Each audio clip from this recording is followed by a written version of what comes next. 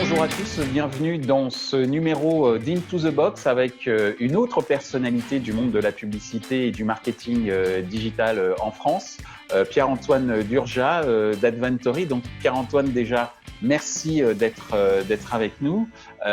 Déjà pour commencer, comment vas-tu et comment vont les membres de ta famille et également tes collaboratrices et collaborateurs? Comment vont-ils?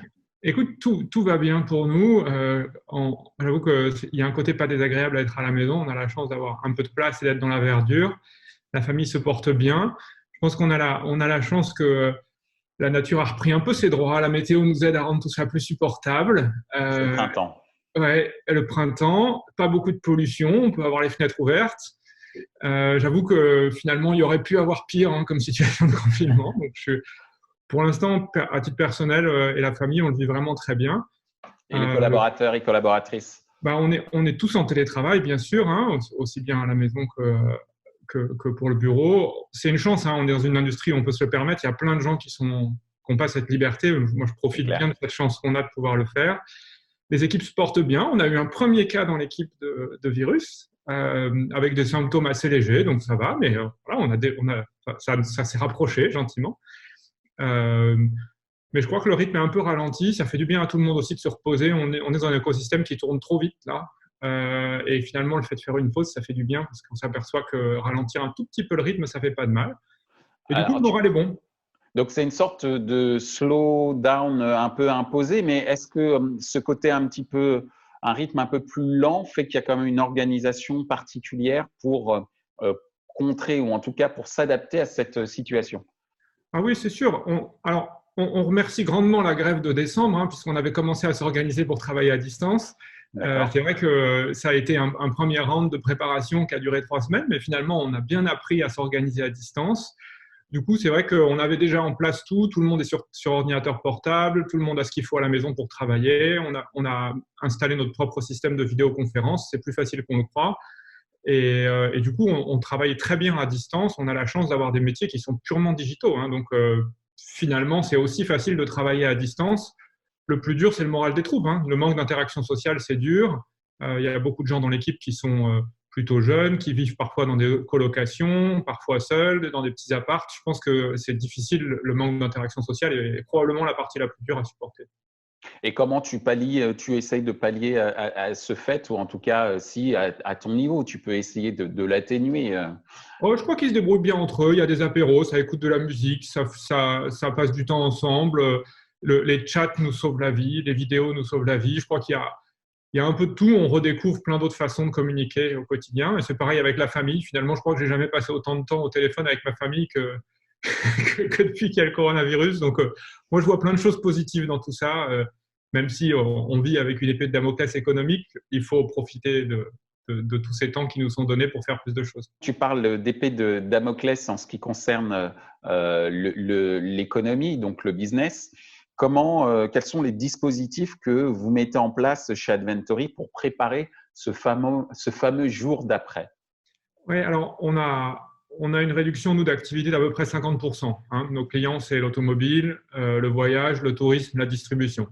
Bon, forcément, nos clients sont directement des annonceurs qui sont profondément touchés par cette crise. Donc, ils nous ont tout de suite demandé de suspendre nos activités. Néanmoins, toute la partie conseil de notre activité qui reste très importante, la conception de scénarios, la préparation des campagnes, l'analyse de performance, tous ces sujets-là restent très actifs. Et c'est même l'occasion d'aller un peu plus en profondeur. Donc, c'est assez agréable, en fait, parce qu'on a le temps de faire des choses et nos clients aussi, les annonceurs, sont un peu plus là pour répondre aux questions et approfondir. Donc, je trouve ça agréable. Bon, néanmoins, évidemment, l'équipe qui accompagne nos clients au quotidien, elle a été mise à peu près à 50% en chômage partiel, ce qui est l'attitude logique à avoir. L'équipe de développement logiciel qui fabrique le produit, elle est toujours à 100%. Au contraire, on en profite pour faire avancer les choses du produit qu'on voulait faire avancer. Donc voilà, c'est un peu l'équilibre du budget d'Adventory qu'on essaie de construire.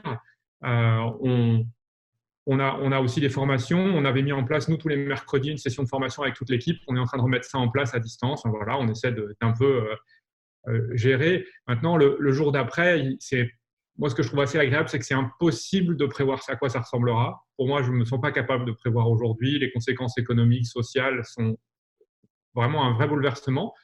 Du coup, je trouve ça agréable, on a l'esprit libre parce qu'on ne peut pas vraiment réfléchir à ce qui va se passer, donc on peut passer un peu plus d'énergie dans le quotidien. Je pense que le gouvernement a mis en place un dispositif qui est vraiment fabuleux pour supporter la relance. On ne sait pas encore combien il coûtera, mais c'est assez exemplaire d'avoir déployé aussi vite un aussi gros dispositif. Et je pense que voilà, ça nous rappelle un peu l'importance de nos institutions. En 2008, on n'avait pas vu le rôle des institutions. Elles sont restées très discrètes dans la crise pour ne pas faire paniquer tout le monde. Bon, ben là, on voit ce que ça donne et on voit pourquoi on a besoin d'institutions fortes pour aider la gestion du pays. Voilà. Alors, j'entends le point sur la partie effectivement institutionnelle avec un certain nombre de dispositifs qui permettent à un certain nombre d'entreprises de tenir le temps qu'il faudra ou que l'on pourra par rapport à cette crise. Ce qui est quand même aussi important, c'est la dimension humaine. J'en parlais notamment dans un précédent enregistrement avec Rodolphe Roux des Cousins juste avant. Tu as évoqué également cette dimension humaine ou cette volonté entre les collaborateurs d'Adventory de créer du lien à travers justement ces différents apéros. Est-ce que pour terminer cette interview, tu aurais des choses inspirantes que tu as lues, que tu as écoutées, ou des messages que tu souhaites faire passer au regard de ce que l'on vit aujourd'hui? Oui, alors moi, d'abord dans ces situations-là, je me raccroche à une citation de Kennedy qui dit « c'est quand il fait beau qu'il faut réparer le toit ». Et en ce moment, il fait vraiment très beau. Il pleut vraiment pas, puis il va pas pleuvoir pendant un mois. Donc, c'est le moment ou jamais de faire les trucs qu'on n'a jamais le temps de faire, qu'on reporte parce qu'on est occupé par le quotidien. Donc, ça, j'y crois beaucoup. Moi, je lis. Je lis pas trop d'actualité parce que c'est anxiogène, ça sert à rien. Ma lecture du moment de confinement, c'est Murakami, que je trouve formidable. Humain, un peu décroché de la réalité. C'est très bien pour se détacher tout doucement de… Lequel? Un Q84 ou autre chose? Celui-là, je l'ai fini. Non, je relis que je n'avais pas lu Kafka sur le rivage. D'accord. Très bien. Ouais, j'adore. Enfin, pour moi, c'est vraiment une super lecture. Je confirme, Murakami, c'est une très bonne lecture de confinement. Ouais. Il y a Trax qui a gentiment mis à disposition tous ses contenus aussi, gratuitement. Donc, j'invite les gens à le lire. Je pense que c'est vraiment super. C'est pareil, c'est des bonnes lectures pour changer un peu d'air. Je pense qu'il faut faire du sport. Il faut apprendre à faire la cuisine parce qu'on en aura besoin.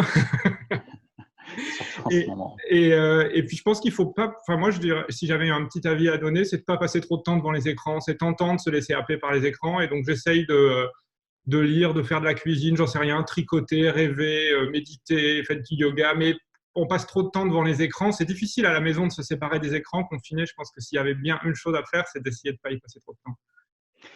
En tout cas, Pierre-Antoine, merci pour ton conseil, pour tes conseils et également pour avoir participé à ce numéro de Into the Box et d'avoir aussi inspiré un certain nombre de gens qui nous regardent sur les bonnes attitudes de ton point de vue à adopter pour pouvoir s'adapter à cette crise du coronavirus. Merci beaucoup à toi, Pierre-Antoine, et je te dis à très, très bientôt.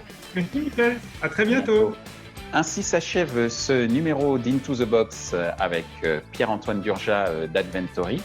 Ce que l'on retiendra de son intervention, c'est un conseil très important de son point de vue, à savoir délaisser au maximum les activités numériques en dehors des moments opérationnels ou professionnels, des activités professionnelles, pour s'adonner tout simplement à la lecture, s'adonner à la cuisine et se retrouver en famille.